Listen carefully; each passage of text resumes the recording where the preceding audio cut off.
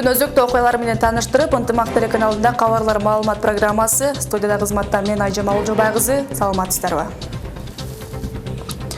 Алгач күндүн негизги окуяларынан кыскача түрмөк.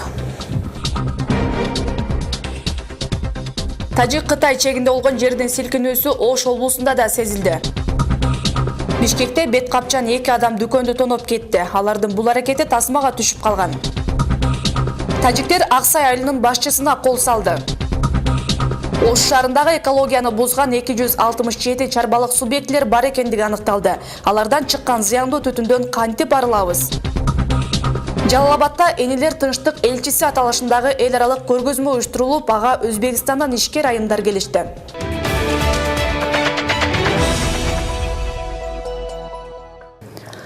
Бүгүн 29 апрелде саат 6:20 чамасында Кытай менен Тажикстан чектешкен аймакта очогундагы күчү 5,5 балга жеткен жер титирөө катталды. Бул тууралуу өзгөчө кырдаалдар министрликтен билдиришти. Маалыматка караганда жер титирөөнүн күчү Ош облусунун Алай районунун Нура жана Бордөө айылдарында 3,5 балга чейин жеткен. Кырсыктан жабыркагандар жана кыйроолор катталган жок. Бишкек шаарынын 12-кичи районунда жайгашкан дүкөндө бет кап кийип, курал көтөргөн адамдар тоноп кетти. Окуя 28 апрелге караган түнү супер арзан дүкөнүндө болгонун шаардык ички иштер башкармалыктын басма сөз кызматы билдирди. Шектүүлөр кассирди жана күзөтчүнү белгисиз курал менен коркутуп 35 000 сом алып кетишкен. Бул факты жазык кодексиндеги 202 берени боюнча кылмыштар жана жоруктардын бирдиктүү рейстерине катталып, шектүүлөрдүн өздүгүн аныктоо үчүн ыкчам издөө иш-чаралары жүрүп жатат. Дүкөндө тоноп жаткан адамдар видео камерага түшүп калган.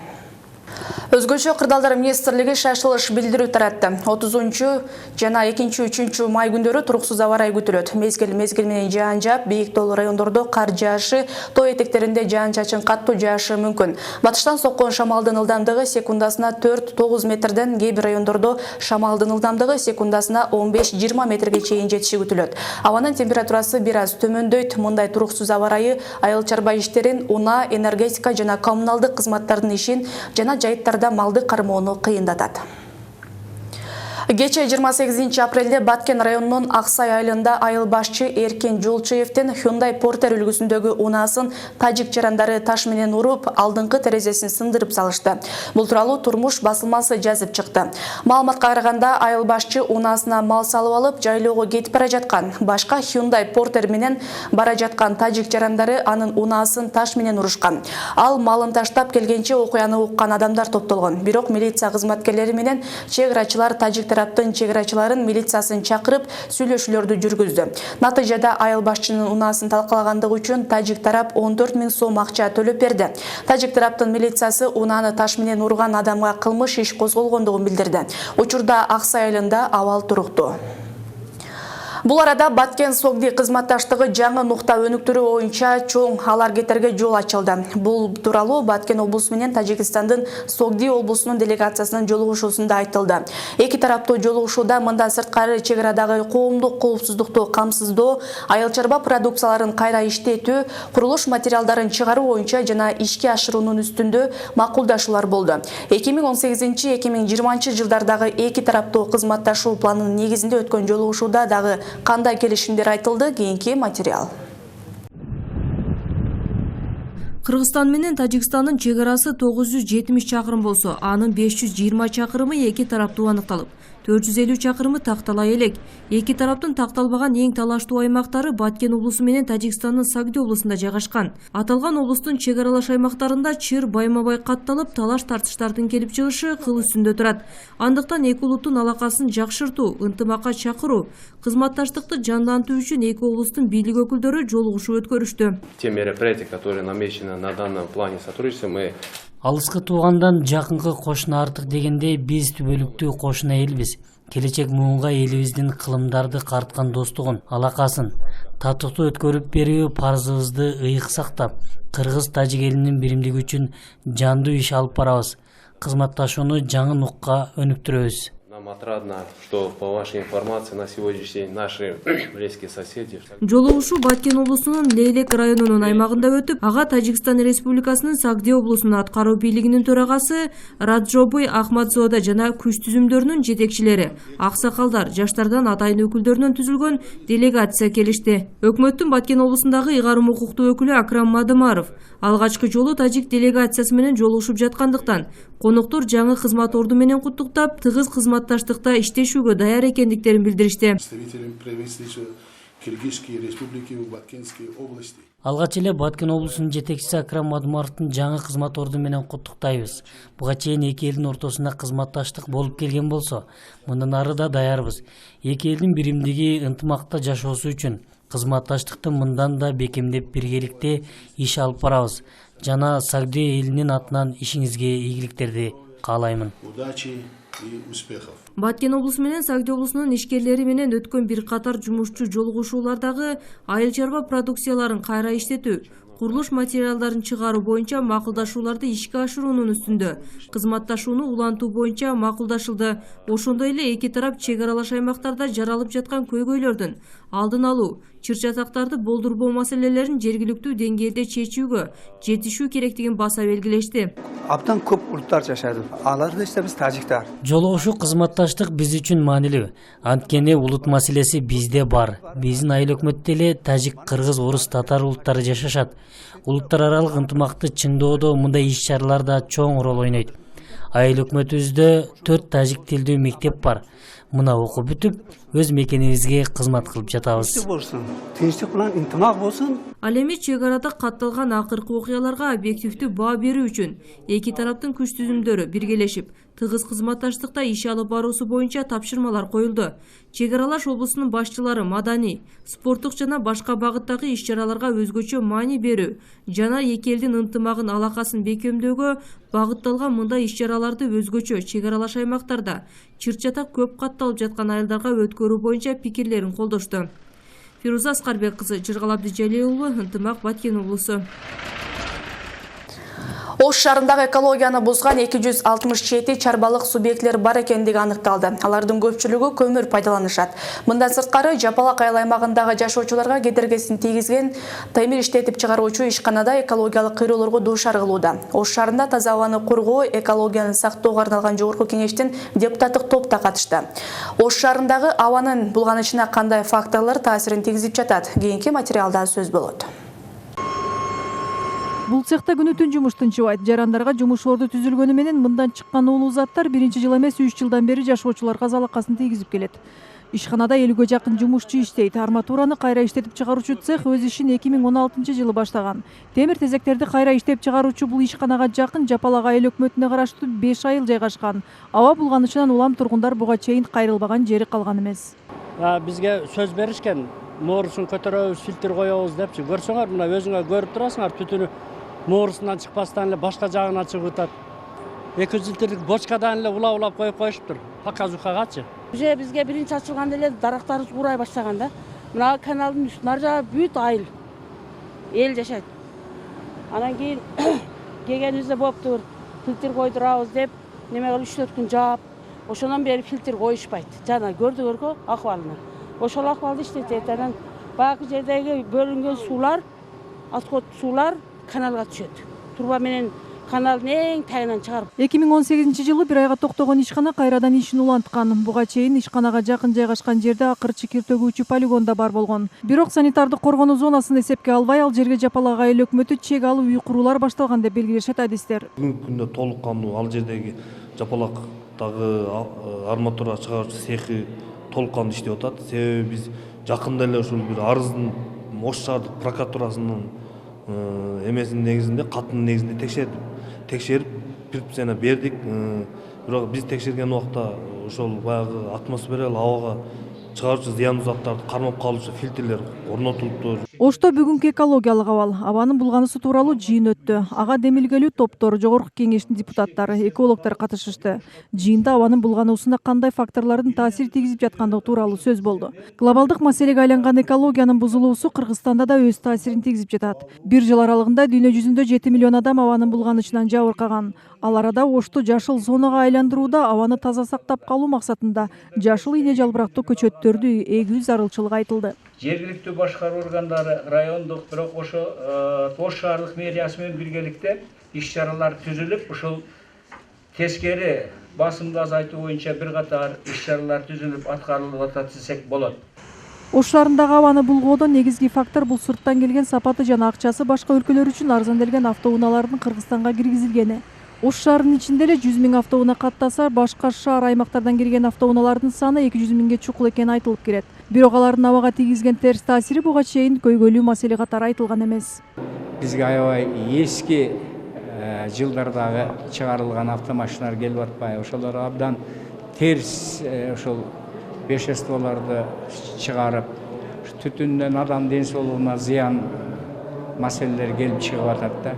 Ушул маселени бир жогорку кеңеш бир карап, анан бир жагынан биздин элдин жашоо шартына да карап бир жыйынтыкка келсе абдан жакшы болот эле. Жанагы айланма жолдорду куруп, баягы шаарда көп туруп калбай турган, баягы газдашууну аз кыла турган бир көп жолдорду куруп, ошо машиналерден шаарды жеңилдетсек, бир топ абанын тазарышына чоң өбөлгө болот эле деген ойдобуз. Ош шаарында абанын бузулуусуна таасирин тийгизген 267 чарбалык субъектилер болсо, алардын көпчүлүк бөлүгү көмүр иштетип абаны булгаары аныкталды. Бирок экологдор жүргүзгөн изилдөөлөрдүн жыйынтыгы көрсөткөндөй, Ош шаарынын Борбор калаага караганда экологиялык бузулуулары аз экендиги да айтылды. Эми экологияны сактоо максатында илимий чөйрө өкүлдөрү да практикалык иш-аракеттерди алып баруусуна мүмкүнчүлүк коюлду. Ага экологдор, профессорлор, студенттер тартылат. Көйгөйлүү маселелерди кагазга түшүрүп, күз айларында мыйзам долбоорго киргизүү сунушу турат. Махпурат Алибаева, Бексултан Абиев, Ынтымак. Ош Баткен Исфана унаа жолунун айрым жерлери жараксыз абалга келди. Бул толук кандуу акыркы 10 жылдан бери чечилбей келет. Ошол эле учурда эл аралык маанидеги жолдорду жакшыртуу, оңдоо түзөө иштери да жүрүп баштаган. Бирок басымдоосу азырынча начар бойдон калууда. Кененирээк жеринен кесиптешим Жусупбек Кошмат уулу айтып берет. Бул көпүрө мындан 5 жыл мурун убактылуу коюлган болчу. Бирок эмнегедир ушул тапка чейин алмашкан жок. Балким буга каражаттын жоктугу себеп болгондур. Кантсе да эл аралык автоунаа жолундагы кырсыктар бул жерде көп эле катталды. Айдоочуларда бир топ жүдөштү. Ош Баткен Исфана жолундагы бул жер Оштон 63 чакырым аралыкта жайгашкан. Эски көпүрө адистер тарабынан жараксыз деп табылгандан кийин жабылган. Андан кийин убактылуу өтүү үчүн көчмө көпүрө коюлган. Ал сел ташкыны жүргөн тарапка орнотулуп, эскисинен 200 метрдей алыстыкта жайланышкан. Негизинен бул жол өлкө үчүн стратегиялык мааниси чоң. Мындан күн сайын миллиондогон унаа өтөт. Анткени кошуна мамлекеттер менен да байланыштырып турат.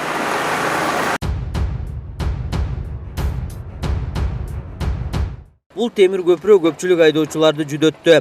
Кышындасы айдоочулар сайдан чыга албай убара тартышса, жазында таштар унаалардын дөңгөлөктөрүн жарат. Жайында чаң көтөрүлүп, унаалардын жүрүүсү кыйындайт. Айдоочуларга мындан башка өтүүчү жол жок болгондуктан айласыздан жүрүүгө туура келет. Майытта бензовоз орнатып күздө. Ана жолду, ана өзү аварийный көпүрүктү, о нетти жаа ачып коет да, машиналарды ояка каттатат. Аман жерде шо машиналар өтөлбөйт да, кыйын эле да мага. Оңдоо издегенге 4 жыл болду окшойт бул. Бир КамАЗ түшүп кетти, андан кийин Россиядан келаткан бир зил бучок түшүп кетти жүгү менен. Өтө кыйналып атат адамдар. Мо азыр кремний койгон көпүрөсү жыртылып кетти, темирлеричи. Буяктан оор жүк ташыган машиналар ойлонуп өтүп атат. Ал эми убактылуу коюлган көпүрө да жараксыз болуп калганына байланыштуу. Учурда башка көпүрө салынууда. Дегенменен учурдагы жаңы салынып жатканында сапаты жагынан шек жаратат. Мына айырмасын караңыздар. Илгерки көпүрө канчалык бийиктикте турат? Азыркысын караңыздар. Эми бул жерде буга чейин Кудай сактап, бактыбызга жараша сел ташкын жүргөн жок. Эми мындан ары сел ташкын жүрбөйт деп ким кепилдик бере алат? Тендердик сметалық басы 5 миллион сом болгон жаңы курулуш иште Ак Билес ачык акционердик коом ишке ашырууда. Бул каражатка 2 көздүү болгон түтүкчө коюлуп, үстүнө шагал тартылат. Учурда 3 техника, 10 жумушчу иштеп жатат. Курулуш 10 күндө аяктап калат. Темир көпүрөнүн бузулушуна байланыштуу дагы дополнительный кошумча мындай убактылуу көпүрө салынып атат да бул жердечи. 2 очколуу, мындай 2 очколуу диаметри 1,5 метр болгон железобетонный мост салынып атат да.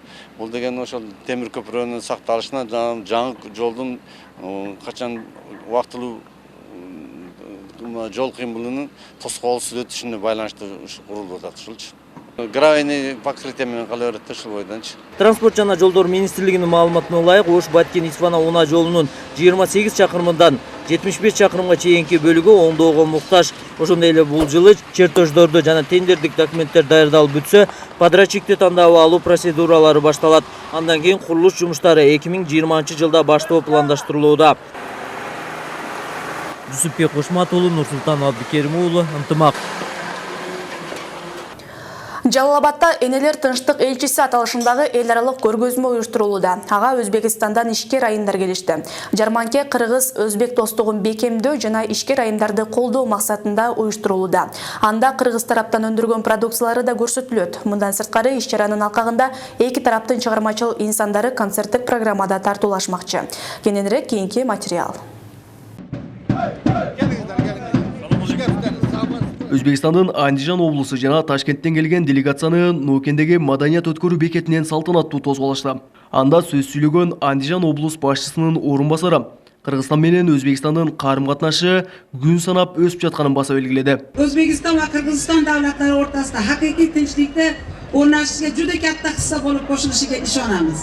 Qirg'izistonda bozorda ham, Jalolobodda ham o'zimizga xos bo'lgan xaridorlarimizni va hamkorlarimizni topamiz degan umiddamiz. Өзбекстандан 50ден ашуун коноктор келген. Иш-чара бир гана жарманке менен чектелбестен ишкерлер ортосунда эки тараптуу сүйлөшүүлөр жүрмөкчү. Мындан сырткары эки өлкөнүн өнөр ээлери тарабынан атайын концерттик программада пландалган. Биз бул жерден чыгып өзүбүздүн жакшынакай ошо курортубузду эмебизди көрсөтүп, анан мындай Жалал-Абад университетинде чоң приветственный ошол конференция болот. Ошол жерден бүт ошо ишкерлер менен Өзбекстандын ошол келген меймандар менен анан биздин ишкерлердин жолугушуусун өткөрөбүз. Андан кийин мына уставкалар болуп эртең саат 10-до чоң көргөзмөнүн ачылуусу болот. Кыргыз-өзбек алакалары күн санап жакшырып, буга чейин жабык турган өткөрмө бекеттер үзгүлтүксүз иш алып барууда. Эми ишкерлер ортосунда соода-саттыкты жана өндүрүштү өркүндөтүү багытында да иштер колго алынууда. Мындай достук мамиле коомчулук тараптан жылуу кабылданууда. Бүгүнкү иш-чарадан элдин бардыгынын маанайы жакшы. Bunday иш-чаралардын дагы деле көбүрөөк болушуну каалап кетебиз. Карындаш, катышчылык жакшы болуп атат. Биздин эки элдин президентине дагы чоң ыраазычылык билдирип кетебиз. Ошондой иш-чаралардын дагы көп болушуна тилектешмин. Өзбекстандан келген делегациянын сапары 2 күнгө созулат. Бүгүн жолугушуулар жана маданий иш-чаралар өтөт. Эртең Жалал Абад шаарындагы Барпы театрынын астында эки тараптын ишкер айымдары өндүргөн продукцияларын көргөзмөгө коюшат.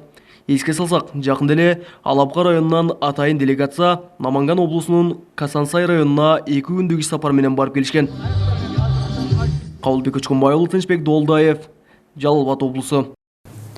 Кыргызстанга Европа, Россия, Украинадан 97% дары-дармектер чет өлкөдөн келет. Өткөн жылы 30га жакын дарынын түрү келери да аныкталган. Биздин чыгармачыл топ Казакстандагы мыкты дары иштеп чыгарган заводдор менен таанышып келди. Кыргызстандын ишкерлери Казакстандын Санто фармацевтикалык компаниясы менен таанышып чыкты. Бул компаниянын карамагында 3 цех бар. Келген коноктор ал жердин иштөө тартиби, тазалыгын көрүп, дары коюлуучу бөлмөлөрдүн ар биринин аба ырайы өзгөчө экенине таң калышты. Давление, температура, влажность, количество частиц. Там, где зеленый, там все хорошо. Есть еще желтый цвет, это когда уровень тревоги. Жыйын залында таблеткаларды, сиропторду чыгаруу жолдору жана өздүк гигиена тууралуу маалыматтар берилди. Ал жерге кирген ар бир кардарга медициналык кийим менен гана кирүүгө уруксат берилет. Это цифровая лаборатория. Каждую смену ходит по химику. Бул лаборатория әрбір дарыны иштеп чыгаруудан мурун текшерүүгө алынат. Бардык талаптарга жооп берип, текшерүүдөн өткөндө гана дары чыгарганга уруксат берилет. Она потом передается в ОТК. Когда получаем добро, тогда только начинаем таблетировать. Заводдун жалпы аянты 17 гектарды түзөт. Дары иштеп чыгаруу цехинен сырткары анын сапатын текшерүүчү лаборатория орун алган. Аны менен катар эле анын жанына дагы жаңы имарат куруу пландалган. Наше предприятие производит до 80 миллионов. Бизде 12 топтон турган 80 миллионго жакын дарылар иштелип чыгат. Анын арасында инъекциялык аралашмалар, ампулалар, таблеткалар, полиэтилен, пакеттик капсулалар, сироптор жана суюк дарылар иштелип чыгат. В пакетах это твердые лекарственные формы в виде таблеток и капсул, и это сухая рассыпка антибиотиков. Также мы Кошумчалай кетсек, Санто компаниясы Европанын, Кавказдын, Орто Азиянын жана эл аралык фармацевтик компаниялардын катарына кирет. Чыгарган продукциясын 8 өлкөгө экспорт кылат. Мимоза Жаныбек кызы, Хилола Ашурова, Тилек Адинабеков, Ынтымак, Казакстан, Чымкент шаары.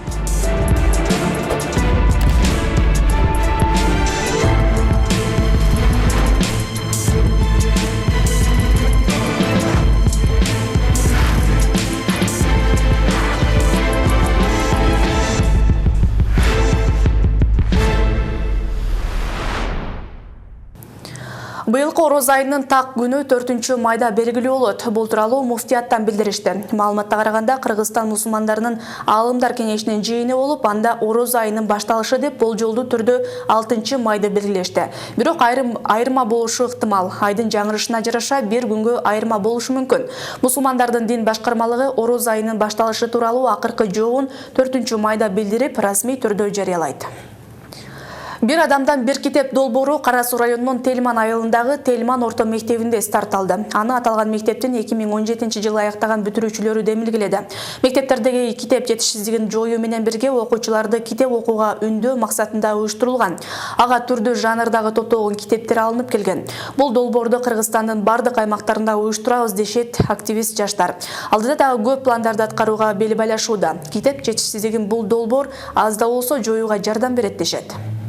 Бүгін мына біздің Эрнест Телман атындағы орто мектебинде 2017 жылы бүтүп кеткен окуучуларыбыз bir адамдан bir китеп долбоор биздин мектептен ачылып жатышат. Биз окуучуларыбызга өтө ыраазыбыз. Ушундай долбоорлор көп уюштурууга өзүбүз жардамга салым кошуп беребиз деп ойлойм. Ушу окуучуларыбызга кийинки окуп аткан окуучуларыбызга дагы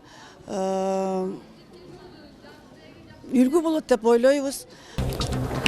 Бүгүнкү күндүн негизги окуялары мына ушулар болду. Кечиңиздер көңүлдүү улансын. Саламатта калыңыздар.